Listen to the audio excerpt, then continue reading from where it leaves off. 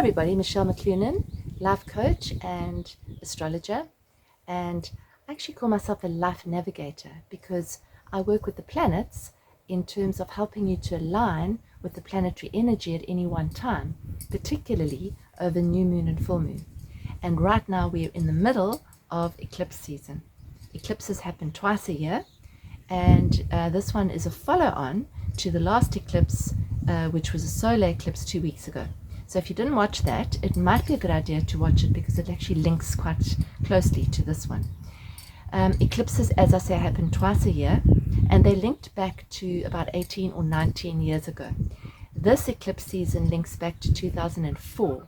So whatever was happening with you in 2004, you might see a repetitive theme happening.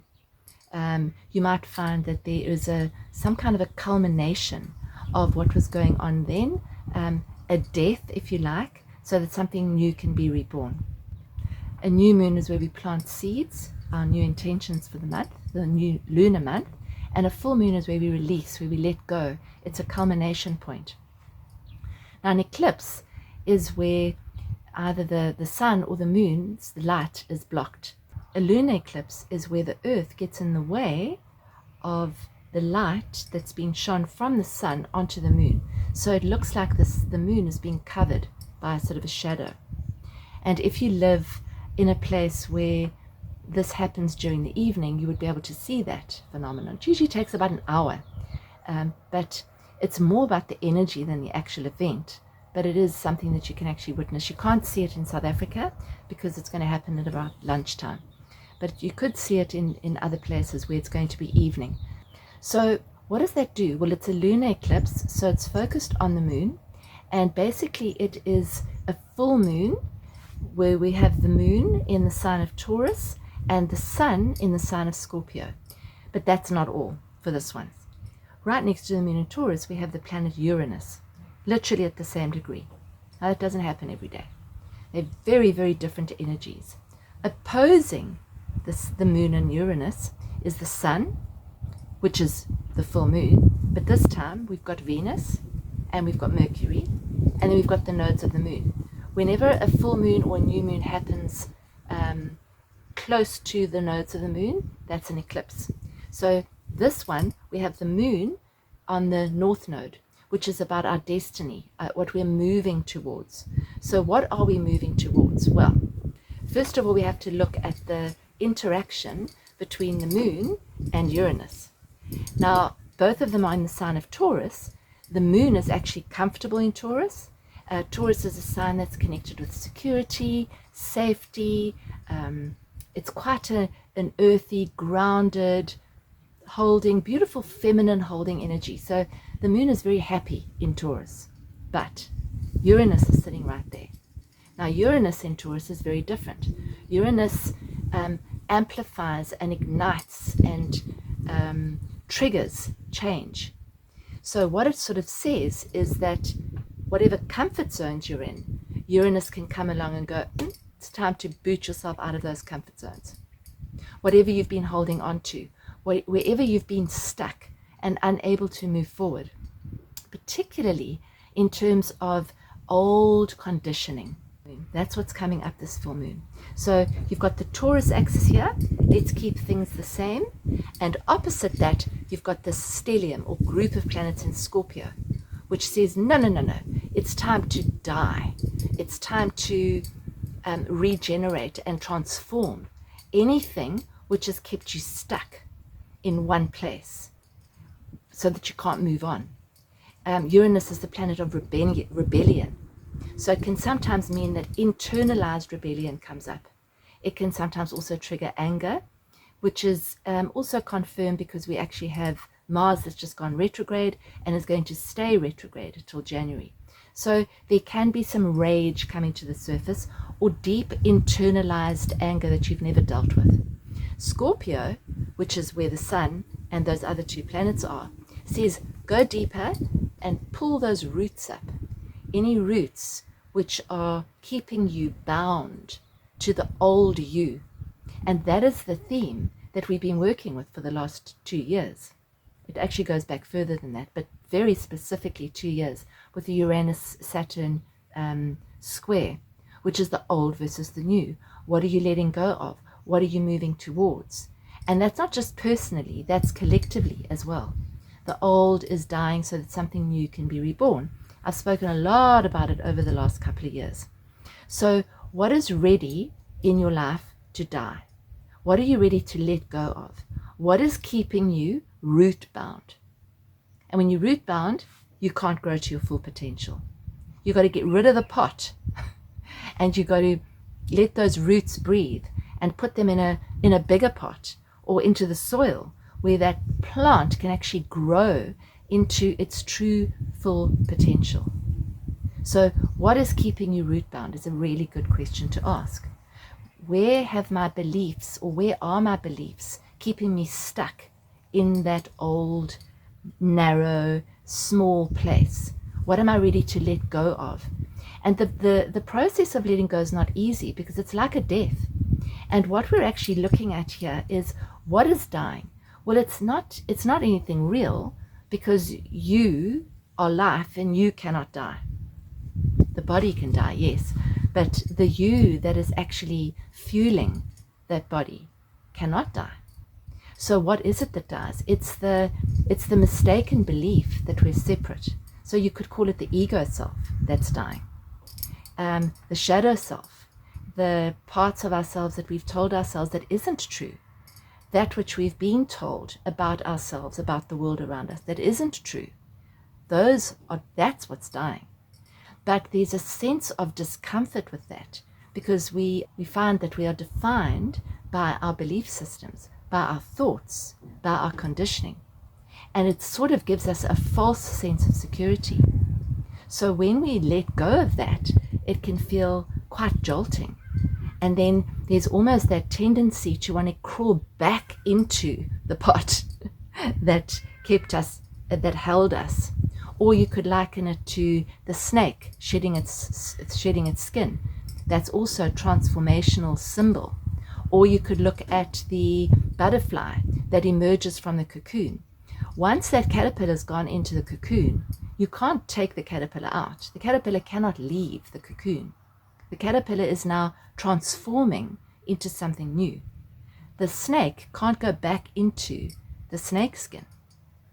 The pot plant, if you put the pot plant back into the pot, it might die because it needs the freedom and the room and the space to grow.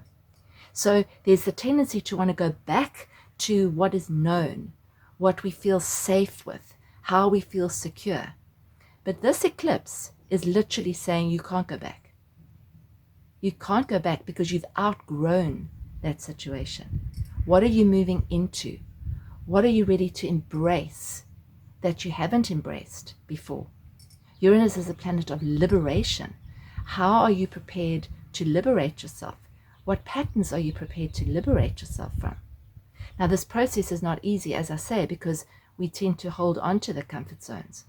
And it can leave us feeling a bit unsettled and a little bit disoriented and a bit wobbly on our feet but this is what I've always defined myself as.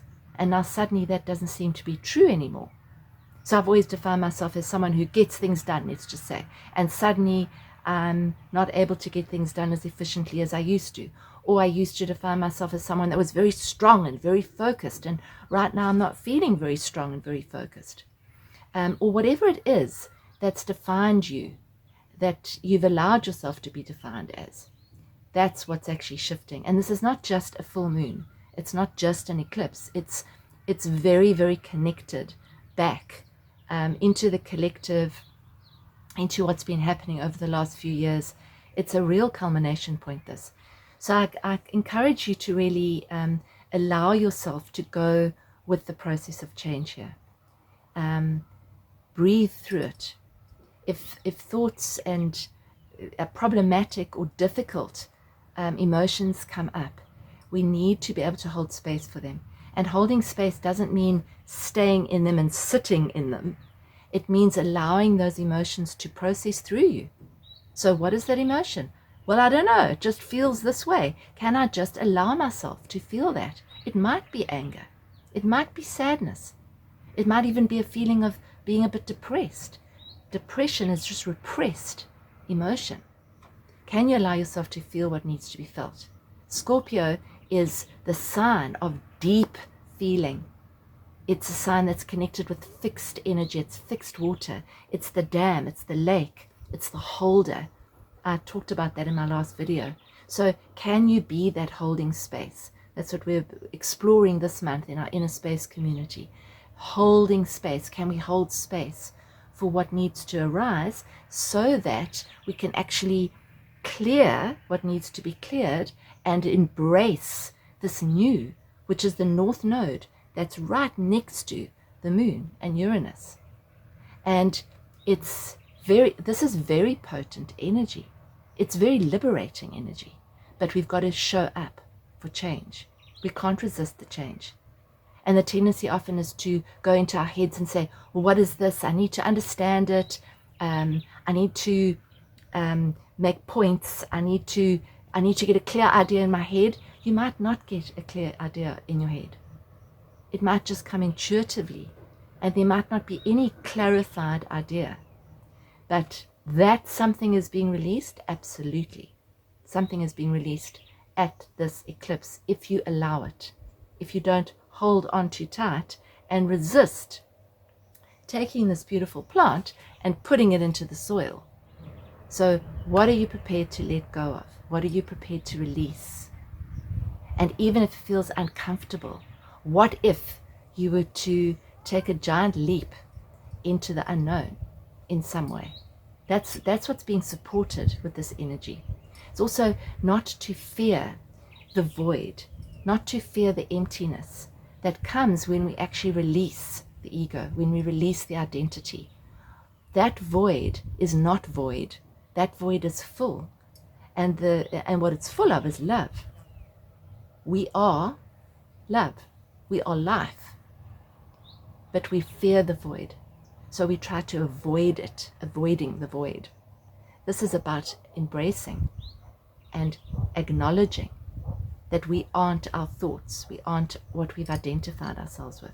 We aren't our conditioning. And that we can actually move through that and liberate ourselves from that.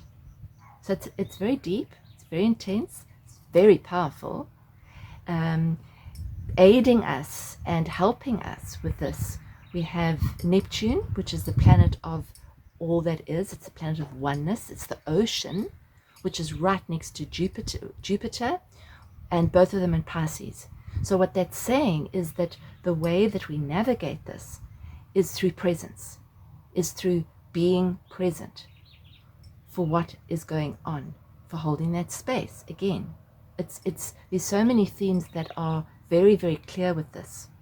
So how can we be more present? How can we be less rigid and more flexible? Can we flow with the winds of change? Can we flow with the waves and not try and resist them? Can we be like bamboo instead of being too solid and too rigid? Can we just bend and cooperate and clear out what needs to be cleared out? We've been doing major clear outs because we've moved. And that, tell you what, there's nothing like a move to boot you out of any comfort zones that you might be in, where you can't find things and things are in different places and everything changes, as you'll know. So how can you actually, what needs to be moved? What needs to be released? The other thing is Mars, this planet that's just gone retrograde, is actually squaring Neptune and Jupiter. And what does that mean? It can mean that anger comes up, but it can also mean that there's a little bit of a lack of energy. There can be a sense of just a bit of lethargy, a little bit of fogginess. Neptune tends to foggy things up. It tends to make things less clear. And so if things are not so clear right now, if things are a bit foggy, if you're not quite sure of your next step, it's okay. It needs to be like that, because it's teaching us to trust that whatever is unfolding needs to unfold, and to take our finger off the panic button, to just allow things to unfold. So that's about it from me. Be like the bamboo. Be open. Be patient with yourself. Be patient with those around you. People are moving through very big stuff at this time. Huge stuff. Some people are sailing through it. That's wonderful. If you are, then you can help other people. You can hold space for other people. You can allow other people to process what they need to process. And if you know someone that is battling, sometimes it's just about sitting, listening, not offering any advice, not offering anything other than an ear. No criticism, no teaching, no judging, just what's going on for you. That's all we really want when we're moving through something big. And that's what this is about. It's holding space. Make sure that you get into nature. This moon is in Taurus. It says connect with nature, ground yourself. Allow those energies to move through you into the earth. The earth can reconfigure those energies and use it for all sorts of wonderful, magical things. So the earth can take it. Lie on the grass. Walk without shoes on. We're discharging electromagnetic energy at this time as well. So allow yourself that time to just go outside and see what a difference it makes when you walk on the ground without shoes on, or lie on the ground without shoes on. Watch the stars, watch the sky, watch the moon at full moon. Give yourself that chance. You'll see the full moon. You won't see the eclipse, but you'll see the full moon on the day before, the day after. So that's it from me. I hope that's helped, and much love to you all. Take care of yourselves.